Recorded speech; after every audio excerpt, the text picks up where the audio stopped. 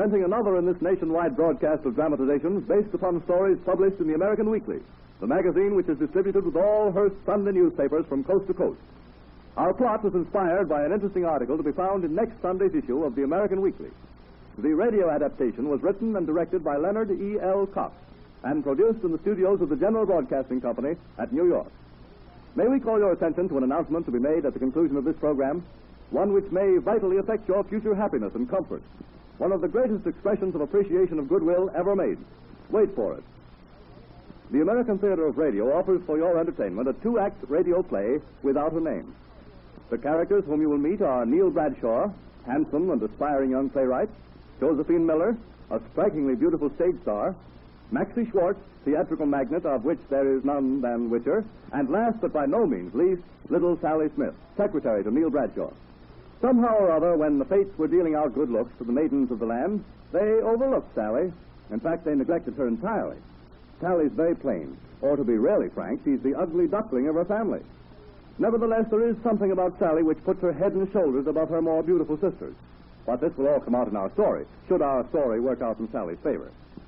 Scene 1 is the studio apartment of Neil Bradshaw, somewhere in New York. Neil is in the throes of putting the finishing touches on a play which he's been working on for the past year. Oh, it's no use, Sally. I can't make it. What did you say, Mr. Bradshaw? I said I'm through, done, finished. Oh, isn't that fine?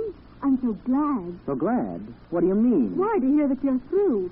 You've worked so hard and so long trying to finish that last scene. I'm just glad for you that it's done, that's all. I guess you don't understand, Sally. I can't go on. I'm done. Reached the end of my rope, finished.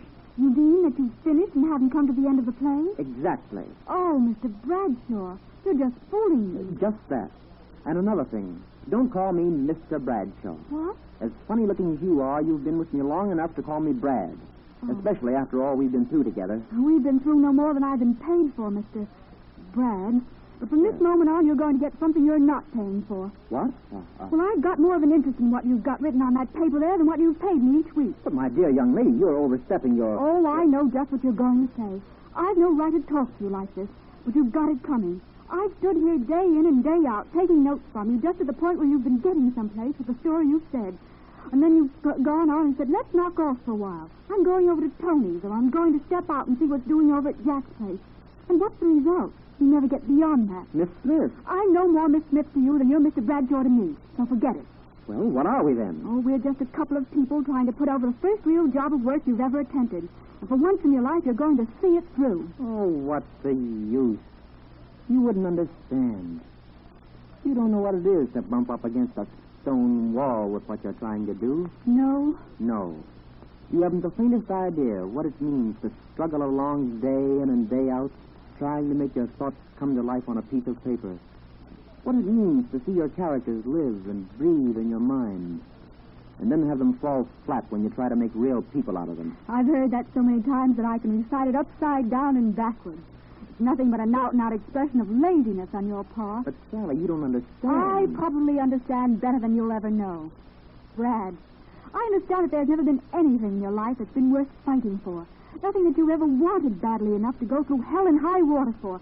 Nothing that was ever bigger than your own selfish desires. I suppose this is just the pent-up emotions of an unattractive woman speaking. Well, you can at least be a gentleman. Oh, I beg your pardon. I forgot. You don't forget for a moment. You never forget my plainness, my ugliness. I know that I'm not in keeping with the people that you know, but what I am.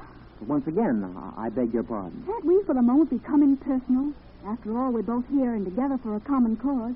We're both trying to accomplish something through the other. How far have you gone with that last act, huh? I've just got to the place where Fred Clark has met the little taxi dancer. Is that the part we worked out together last night? Yes.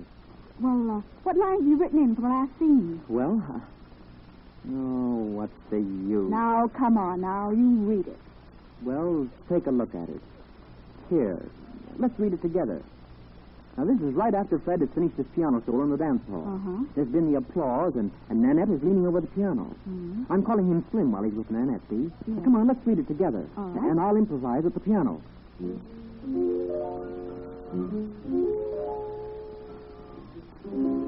Slim, what's back of all this?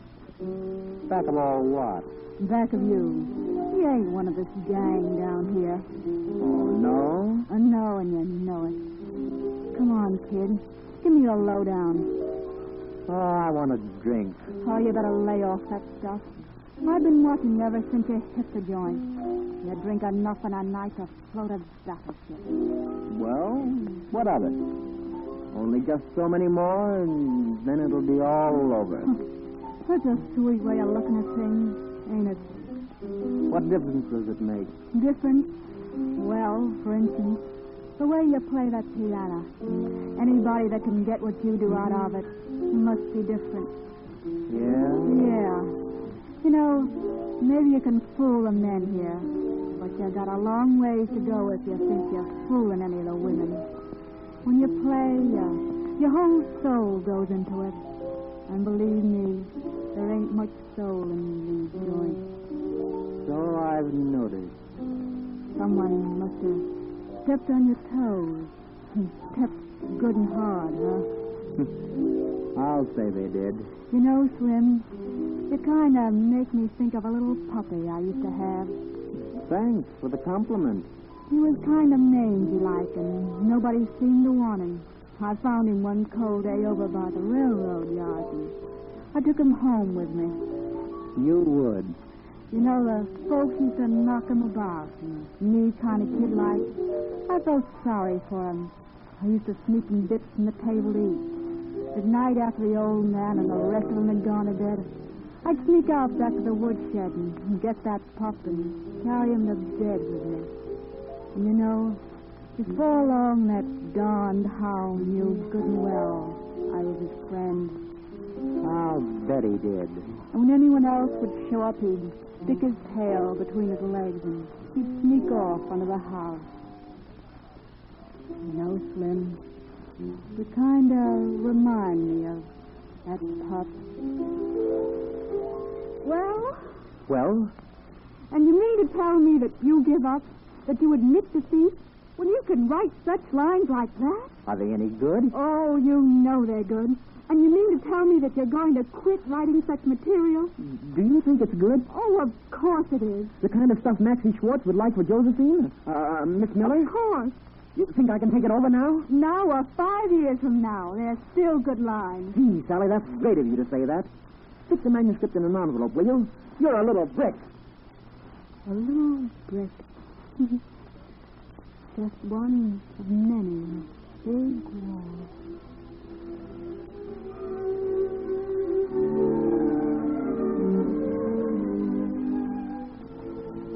May we tell our radio audience that this program is coming to you as an expression of goodwill on the part of the American Weekly magazine? Wait for the unusual announcement at the end of this program. Act 2 shows us the home of Josephine Miller. Time, 2 months later. Neil Bradshaw is still trying to interest both Miss Miller and Maxie Schwartz in his play. And you still don't think I've got a good last act closing, Josephine? Why, you silly boy, of course you have. There's never been any doubt in my mind about it. But wait until Maxie sees it. He takes care of all those things for me. Let's talk about you and me. You and me? Well, what do you mean? The two of us, of course. Well, there's nothing to talk about except the play, is there? Nothing. I suppose your class me is nothing in your scheme of things. Why, of course, Josephine. I mean, well, you know better than that. I want to do everything in the world that I can for you. Take a look at this. Now, this is the scene where the little taxi dancer has finally got this fellow that I call Slim round to the point where he's finished his play. It's just about to be produced for the first time on Broadway. I'm not interested in that, Neil. Maxie will take care of all that. Come on over a little closer to me. Are you afraid of me? Oh, of course not. I'm not afraid. I just wanted to tell you that... Neil, there's something I've been wanting to ask you for a long time. Yes, Josephine, what is it? Do you have to have that funny-looking little stenographer with you? Why, do you mean Sally? Oh, yes, that's her name. Why, I don't suppose I have to have her, no, but... She's so funny-looking, so ugly. Not at all the kind of person I'd want around you. Oh, but Sally's a... Oh, I know what you're going to say. She's been a faithful servant. But, you know, you've got to remember, Neil, that you and I couldn't hope to bring her into our affairs. Could we, honey? Well, no, of course not. I could never understand why you kept her there when there's so many attractive girls looking for work. No, I don't suppose you could. Oh, that must be Maxie. Excuse me a minute, darling. Bigger and better arguments about the play. Come on up Maxie. Now the fun begins. Now, dear, don't get Maxie upset. Yeah, he and the Empire State. Oh, I wish you wouldn't pick on him all the time, Neil. I could say the same. He's torn my show apart so much that the only thing I recognize about it is the paper it's written on. Hello, Maxie, dear. Hello. Hello, girl. How's the big typewriter and pencilman today? Meaning me? No, a couple of other fellas from Detroit. Oh, Maxie. Have you gone over the script, Max? Gone over it. Gone over, through, and under it. Is there anything left? Oh, sure. Just a few changes, that's all.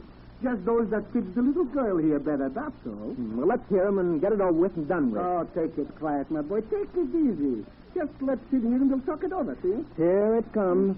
Neil, dear, now Maxie knows. Now, everything is well up to the last act. Yeah, after you changed the other two acts to resemble the chariot race of Ben-Hur. No, you're wrong. Oh, the covered wagon, perhaps. Save the gags. Maybe they can sell them. Now, like I say, the first and the second acts are swell. Maybe better. But that third act, Well, what's wrong with it, outside of the way it's written? Neil, don't talk like that. Pay no attention, Joseph. Playwrights are all the same. I'll handle it. Now, listen.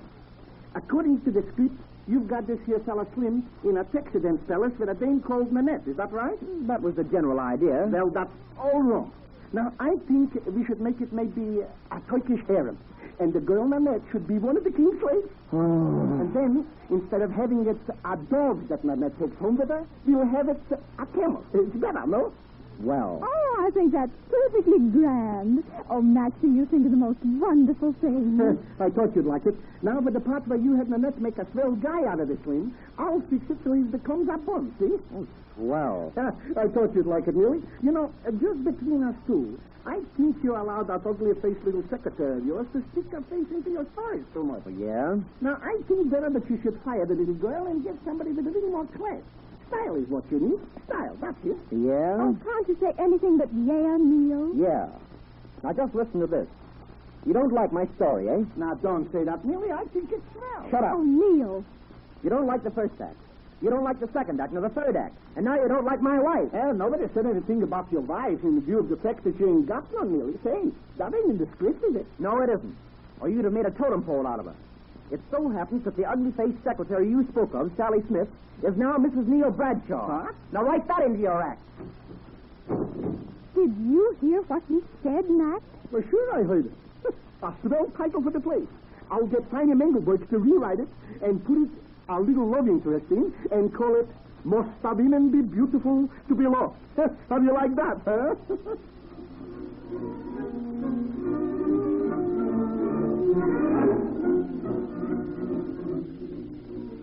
And that, ladies and gentlemen, Must a Woman Be Beautiful to Be Loved, is the title of the interesting article appearing in next Sunday's issue of the American Weekly, the magazine which is distributed with all Hearst Sunday newspapers from coast to coast. Well, now you're in the race for the American Weekly's life income prize of $1,000 a year. What's that? You didn't start last Sunday? Well, too bad, but here's another chance for you to get into the running for one of these 10 great annuity prizes. Here is the opportunity to make up for your last week's neglect. Get the Hearst Sunday newspaper of September 24th, next Sunday's issue. Read the announcement of the great competition for a slogan or subtitle for the magazine. And here's the best news yet. Next Sunday's announcement will carry 2 coupons. Number 1, which was last Sunday's, and number 2, which is next Sunday's. Cut them both out and write 2 suggestions. Take the opportunity for 2 chances for the wonderful prizes. $1,000 a year for life, $500 a year for life, and 8 other great big annuity awards. Never before did anyone have such a chance to win a life income for such slight effort. Read full details in next Sunday's American Weekly magazine, distributed with your Hearst Sunday newspaper. Follow instructions exactly. There's very little you must do, and there's a fortune for you if you win. You can work a lifetime with your hands and earn your daily bread. You can put your wits to work 1 minute on this American Weekly slogan, and the result may be protection for life. Don't miss next Sunday's American Weekly.